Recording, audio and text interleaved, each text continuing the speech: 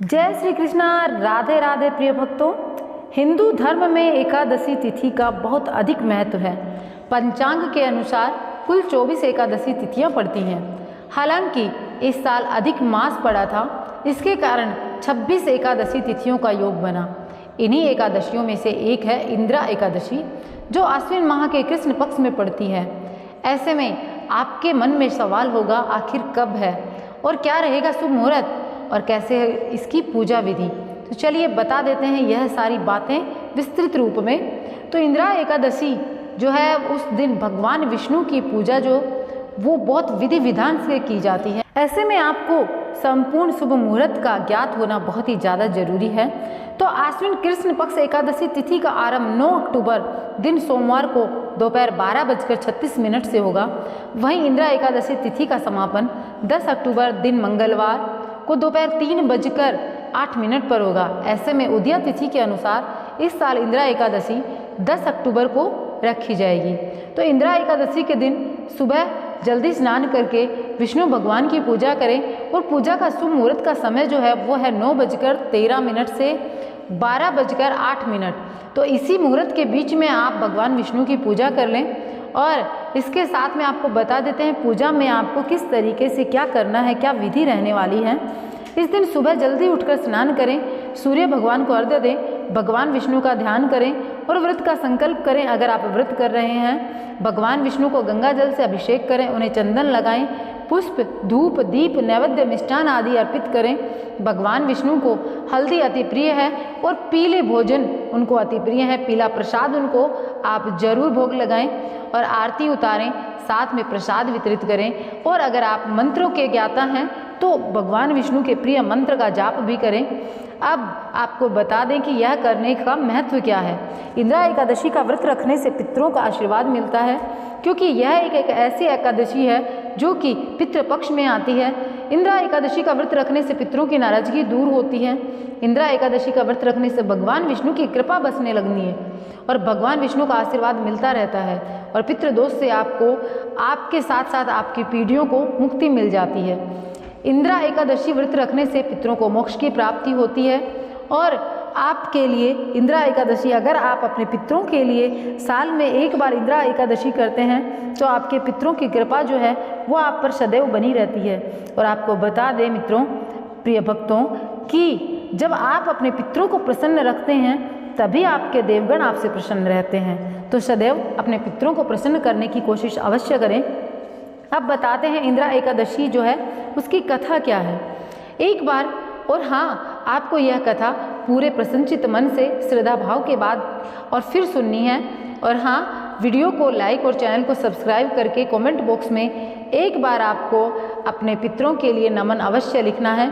तो यहाँ पर आपको कथा सुनाने जा रहे हैं। धर्मराज युधिष्ठिर कहने लगे, हे भगवान, मैंने भाद्रपद शुक्ल एकादशी अर्थात पार्श्व एकादशी का सविस्तार वर्णन सुना। अब आप कृपा करके मुझे अश्विन माह के कृष्ण पक्ष की एकादशी के विषय में बताएं।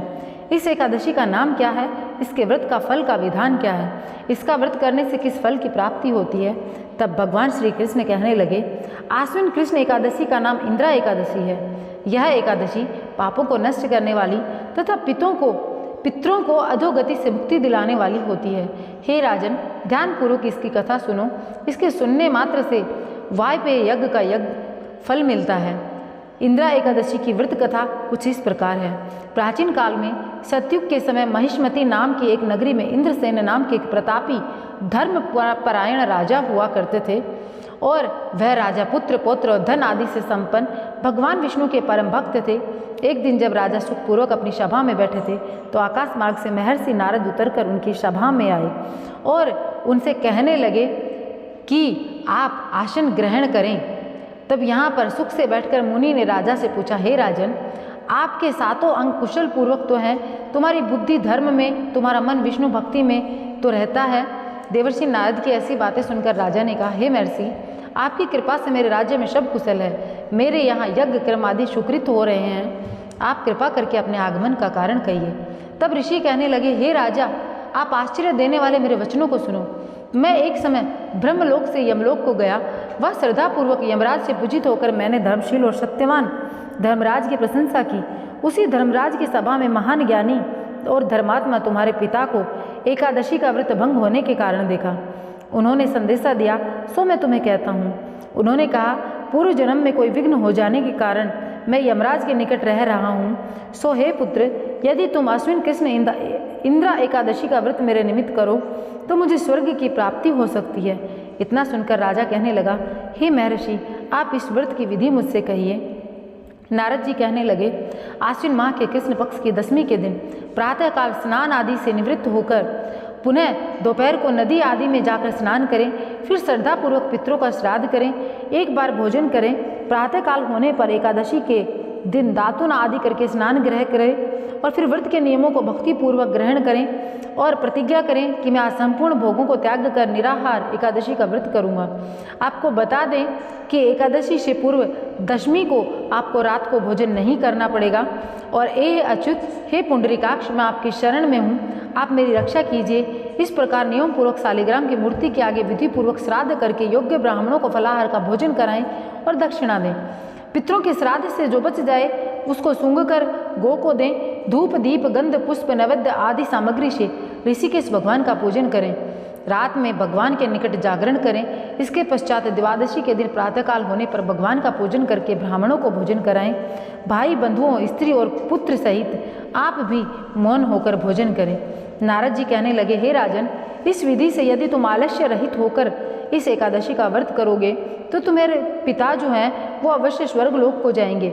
इतना कहकर नारद जी अंतर्धान हो गए और नारद जी के कथन अनुसार राजा द्वारा अपने बांधुओं तथा दासों सहित व्रत करने से आकाश से पुष्प वर्षा हुई और उस राजा का पिता गरुड़ पर चढ़कर विष्णु लोक को गया।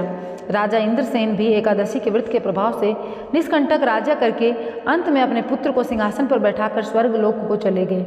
हे युधिष्ठिर, यह इंद्रा एकादशी के व्रत का महात्म्य मैंने तुमसे कहा।